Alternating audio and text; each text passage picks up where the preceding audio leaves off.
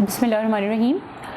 Psoriasis के topic पे हम लोगों ने एक वीडियो की थी और काफ़ी इन्फॉर्मेटिव थी। उम्मीद है कि आपको पसंद आई होगी और आपको बहुत ज़्यादा उससे नॉलेज मिल गई होगी। आज पार्ट 2 हम सोरियासिस पे करेंगे और उसमें हम थोड़ा सा ये डिस्कस करेंगे कि इसकी टाइप्स क्या होती हैं। इसकी टाइप्स बेसिकली लाइक पेशेंट्स को बताना, आप लोगों को बताना is not a good idea, क्योंकि वो डॉक्टर को पता होना चाहिए कि कौन सी टाइप है। बट कीप इन माइंड, आपको सिर्फ इतना सा आइडिया देना है कि इसकी टाइप्स हैं और टाइप्स का आपको खुद भी पता होना चाहिए कि मुझे कौन सी टाइप है, डॉक्टर से पूछ लें या एटलीस्ट ये देख लें कि इस टाइप के लिए क्या प्रिकॉशंस होती हैं, क्योंकि सबके डिफरेंट मैनेजमेंट है और डिफरेंट जो है ना इसके प्रिकॉशंस हैं। सोराइसिस के जितने पेशेंट हैं उनको पहले से भी पता होगा। मैं दोबारा से उनके लिए एक बात रिपीट करती हूँ कि इसका कोई ट्रीटमेंट नहीं है। There is no treatment for psoriasis because it is auto immune disease. और जो डिजीज़ ऑटो इम्यून होती है, यानी कि मैंने पहले भी बोला हुआ है कि आपके अपने जिस्म की जो पुलिस है वो आप ही के जिस्म के हेल्दी टिश्यूज़ के ख़िलाफ़ हो जाएगी। तो ये जेनेटिक्स में आता है। ये यानी आसान ज़बान में कि अल्लाह ताला की तरफ से इसका कोई ट्रीटमेंट नहीं है, बट इसका मैनेजमेंट है। ठीक है, मैनेजमेंट में ये होता है कि अगर आप डॉक्टर की एडवाइस को फॉलो करते हैं तो आप बहुत अरसे तक सिम्टम फ्री रहते हैं और इजी लाइफ गुजारते हैं। देखिए, सोरियासिस एक बहुत तकलीफदेह बीमारी है और पूरी उम्र रहती है, तो लोग बहुत ज़्यादा इरिटेट हो जाते हैं, ऑब्वियसली हो जाते हैं, स्ट्रेस में आ जाते हैं। वो अक्सर तो डॉक्टर के पास चेकअप के लिए ही नहीं जाते, वो इतने डिप्रेस्ड हो जाते हैं, दिल बर्दाश्ता हो जाते हैं, वो यही कहते हैं कि लाइक इसका कोई फ़ायदा नहीं है। लेकिन देखें, एक माइंड सेट कर लें, प्लीज़ अपने आप को थोड़ा सा मोटिवेट कर लें कि देखें अब ये डिज़ीज़ तो हमारे साथ आ गई और हमने इसको साथ लेके चलना है और इस तरह हमने मैनेजमेंट करनी है, डॉक्टर को फॉलो करना है, तो इंशाल्लाह आपको ज़रूर फ़ायदा होगा। क्या होता है, मैंने पहली वाली वीडियो में भी बात की हुई है कि इसके ट्रिगरिंग फैक्टर्स होते हैं, यानी कुछ ऐसी चीज़ें होती हैं जो इसको बढ़ाती हैं। उसमें नंबर 1 एक स्ट्रेस है। अगर आप सारे स्ट्रेसेस भी छोड़ दें और एक ही स्ट्रेस ले लें कि मुझे ये बीमारी है, मुझे ये बीमारी है, अगेन इट विल ट्रिगर, ये एक्सीलरेट हो जाएगी, ये बढ़ जाएगी बीमारी। ठीक है, सम टाइम ये होता है आपको एक टाइप की सोरियासिस होती है, आप उसका ट्रीटमेंट कराने जाते हैं और वो एक और नई टाइप को इन्हेंस कर देती है, बढ़ा देती है, या एक नई टाइप जो है ना वो ट्रिगर हो जाती है। ऐसा भी होता है। सम टाइम ऐसा होता है एक टाइप ठीक हो गई और जब दोबारा सोरियासिस आया वो दूसरी टाइप के साथ आया। So it is very complicated, it is very difficult. मैं अभी आपको बता रही हूँ करना क्या है। मिसाल के तौर पे हम ये बात करते हैं फिर दोबारा से कि ट्रिगरिंग फैक्टर क्या है। सबसे पहले मैंने बोला स्ट्रेस है। सम टाइम आप किसी और चीज़ की मेडिसिन ले रहे हैं, लाइक आप हार्ट के प्रॉब्लम्स के साथ जो है बीटा ब्लॉकर्स ले रहे हैं, एनरोल ले रहा है कोई पेशेंट, कोई मलेरिया हो गया उसने वो क्यूनिडीन वगैरह इस तरह के ले ली, क्लोरोक्वीन ले ली, कुछ और इस तरह की मेडिसिन बहुत सारी हैं। जब वो लेते हैं तो भी ये ट्रिगर कर देता है। वेदर मोस्ट इम्पॉर्टेंट कॉज है। ठीक है, इसके अलावा एलर्जीज़, अगर किसी को पहले से एलर्जी है किसी टाइप की, वो इसको ट्रिगर कर देगी। अगर आपको डाइट में किसी चीज़ से एलर्जी, इवन वो ट्रिगर कर देगी। So there are so many factors.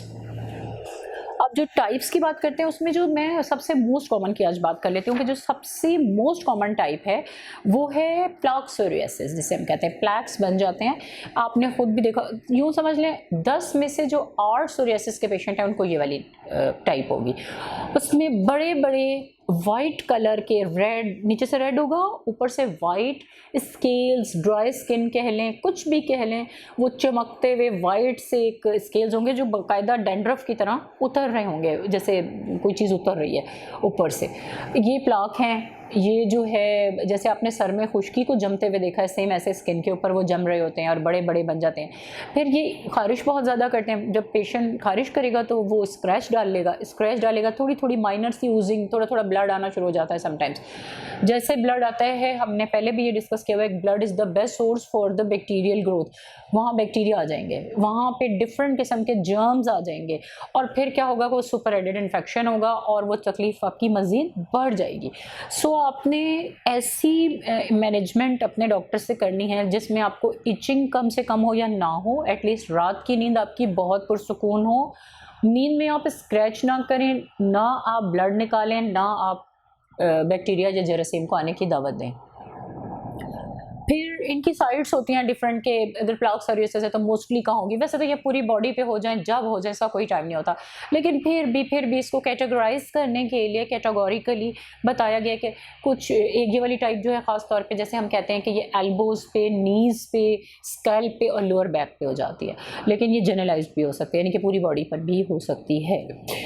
इसके बाद एक और टाइप है, वो बहुत रेयर है, वो भी कम होती है, गॉटेट हम अपनी ज़बान में उसको सोरियासिस कहते हैं, लेकिन उसकी ब्यूटी ये है कि वो बगैर ट्रीटमेंट के विद इन फ्यू वीक्स में ठीक हो जाती है। सो देखें एक ये टाइप भी है, कितनी माइल्ड है उसकी सोरियासिस की टाइप, खुद ही ठीक हो जाती है, हम ट्रीटमेंट भी नहीं करते।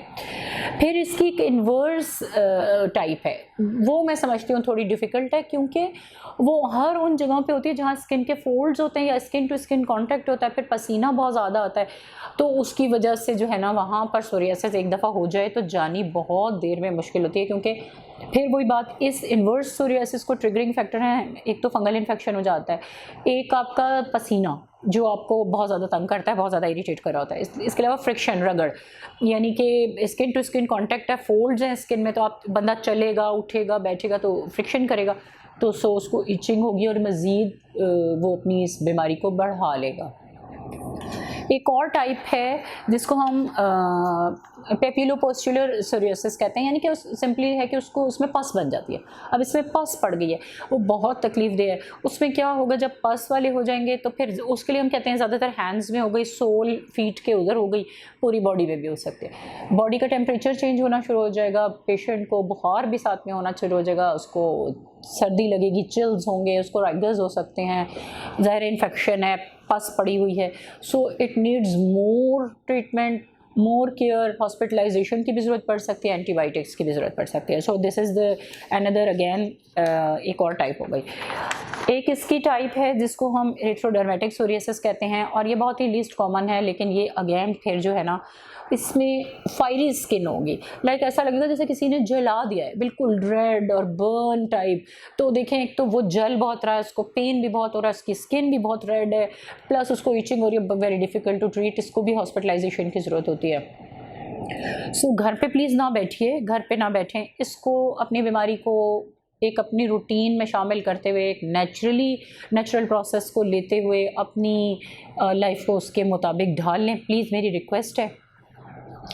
और इसके अलावा भी कुछ दो और टाइप्स भी हैं, लेकिन ये है कि एट द एंड मेरा जो आज का मैसेज है, जो मॉरल है वो यही है कि प्लीज़ आप पहले एक अच्छा डॉक्टर, एक अच्छा डर्माटोलॉजिस्ट सिलेक्ट कर लें, फिर जब आप उससे सेटिस्फाइड हों तो वो जो मैनेजमेंट आपको बताए उसको फॉलो करें। इसका कोई ट्रीटमेंट नहीं है, लॉन्ग टर्म मैनेजमेंट होती है, आपको करना ही करना है। अपनी लाइफ को भी ईजी कर लीजिए, और जो आपकी विसिनिटी में और आपके रिलेटिव्स और फैमिली उनको भी ईजी कर लें, क्योंकि आप स्ट्रेस में होंगे तो आपकी फैमिली भी स्ट्रेस में होगी। आपके कोई भी क्वेश्चंस हैं आप हमारे फेसबुक पे पूछिए, आप इसके ट्रीटमेंट के लिए हमारे पास तशरीफ़ लाएँ, अपने प्रॉब्लम्स को हमारे साथ डिस्कस करें। इंशाल्लाह we will do the best management for psoriasis. Thank you so much.